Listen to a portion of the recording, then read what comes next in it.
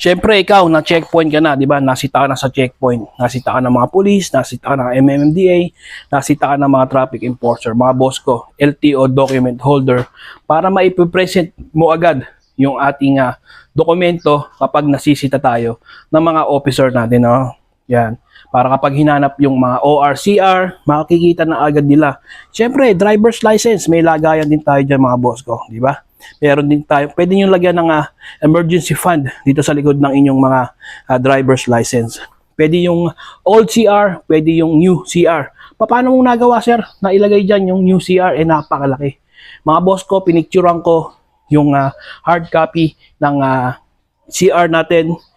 Ipinaste ko sa MS Word, ipinrint ko ng ganitong size, 4x2 by 6.4 inches. Yan, kaya nagkasya yung bagong CR ng LTO, no? Kaya po sa lahat po ng gustong mag-checkout niyan, nandiyan po